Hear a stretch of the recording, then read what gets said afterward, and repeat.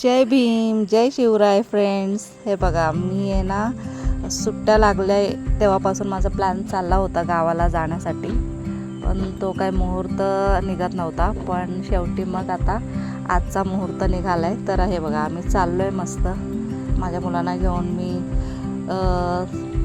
Pune to Solapur, Solapur ते अक्कलकोट, अक्कलकोटच्या नंतर मग गोगाव हे माझं गाव आहे, तिकडे चालले मी.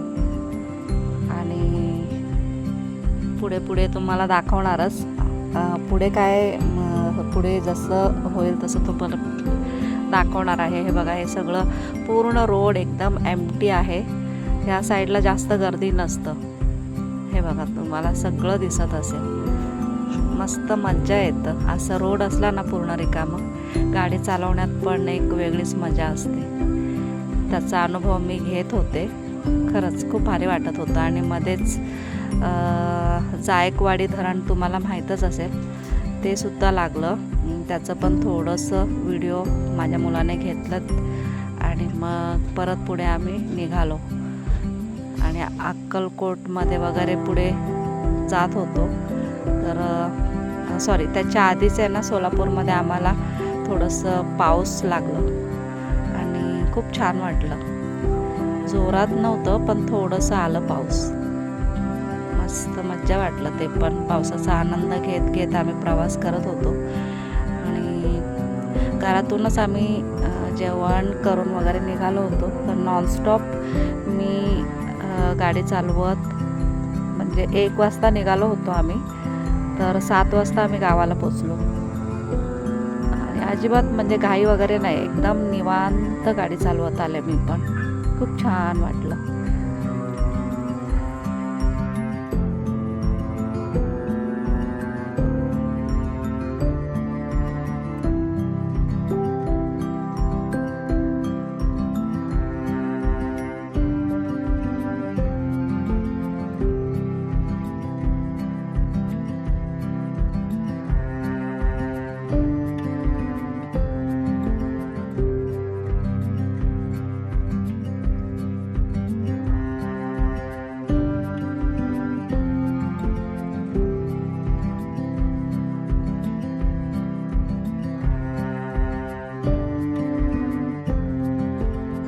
तर गाईज, हे बघा, मी गाडी चालवत होते तर पुढे मला ही लाल परी दिसली. याच्यामधून आम्ही गाडीमध्ये या बसमधून आम्ही प्रवास करायचो लहानपणी.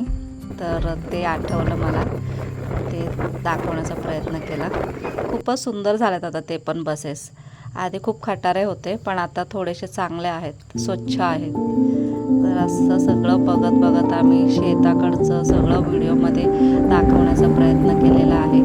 तर हे बघा, हे सगळं जे आहे शेतामधलं व्हिडिओ काढत काढत शेवटी मग आम्ही गावात एंट्री केली. आणि मग 7 वाजले होते. मग तसं गावात एंट्री केलो आणि मग त्याच्यानंतर पुढे आम्ही प्रवास करता करता थकून पण गेलो होतो दिवसभर, कारण की नॉनस्टॉप गाडी चालवले होते मी. आणि मग घरात जाईपर्यंत 7:30 वाजले होते. त्याच्यानंतर मग मी सकाळी जेवण वगैरे बनवून आणलेलं होतं, कारण की तिकडे म्हणजे आता जत्रा, जयंती सगळं झालं होतं. तर मग मला त्यावेळेस जाता आलं नव्हतं. पण आत्ता मग मी आले होते तर जेवण बनवून आणलं होतं. मग आम्ही फ्रेश झालो आणि सगळं जे पण सामान आणलं होतं ते सगळं मी घरात घेतले. हे बघा, हे घरातलं सगळं तुम्हाला दाखवण्याचा प्रयत्न केलेला आहे, जेवढं जमतंय तेवढं. आणि सगळं जे आणलेलं होतं ते सगळं आतमध्ये घेतलं घरात. आणि त्याच्यानंतर मग आम्ही फ्रेश झालो आणि मग गच्चीवर बसून आम्ही सगळे जेवण वगैरे केलं. आणि मग तिथेच वर गच्चीवरच झोपलो. पण रात्रीचं जे आहे ना ते व्हिडिओ बनवलेला नाही आहे. आणि मग सकाळी उठल्यावर हे सगळं झाडलोट करायचं होतं, कारण की आता कसं थोडंसं कचरा असतंच घराच्या बाहेर अंगणात वगैरे. ते झाडून वगैरे घेतलं आणि मग त्याच्यानंतर आंघोळ वगैरे करून घेतलं. आणि मग नाश्ता केला, पोहे वगैरे केले. आणि मग सगळेजण नाश्ता करून आम्ही दुपारी मग भाकरी आणि वांग्याचं भरीत करून मग आम्ही माझ्या बहिणीच्या चुलत बहिणीच्या शेतात गेलो होतो. तिथे पण खूप छान वाटलं. ते पण व्हिडिओमध्ये दाखवणार आहे नेक्स्ट व्हिडिओमध्ये. तर हे सगळं एका व्हिडिओमध्ये नाही दाखवू शकत. हे बघा, ही माझी मुलगी पण फ्रेश होऊन आली, आंघोळ वगैरे करून आली आणि त्याच्यानंतर मग आम्ही पुढच्या गोष्टी केलो. म्हणजे सगळं काम वगैरे करून जेवण करून मग शेताकडे जाण्यासाठी तयारी केलो. तर हे बघा, माझी मुलगी पण मला मध्ये मध्ये खूप मदत केली. कारण की गावाकडे कसं सगळं सोयीचं नसतं ना, तर थोडंसं आम्हाला आपल्याला म्हणजे शहरात राहत असल्यामुळे मग आपल्याला थोडंसं झेपत नाही गावाकडचं काम. पण तरी 2-3 दिवस का होईना तेवढं तरी करू शकतो आपण. तरी बघा, मी बाहेर बसून मस्त पाणी वगैरे भरलं होतं. सकाळी लवकर पाणी येतं 6:30ला. आमच्या गावात दररोज पाणी असतं. तर ते पाणी भरून मग सगळ्यांचं आंघोळ झाल्यावर कपडे वगैरे धुवून घेतले.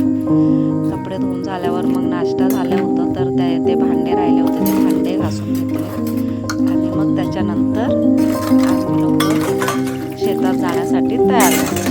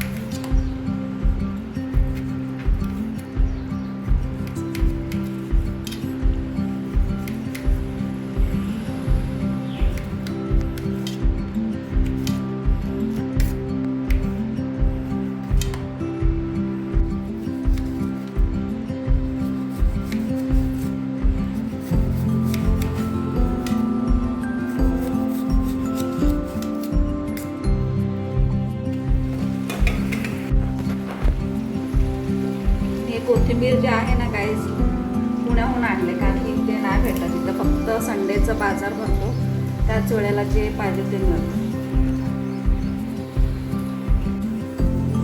गाईस पोहे करतोय आम्ही. हे बघा, पोहे भिजवले. आता माझी मुलगी कांदा, बटाटा, टमाटा सगळं कापून ठेवली आहे. तर मी ते बटाटे फ्राय करते.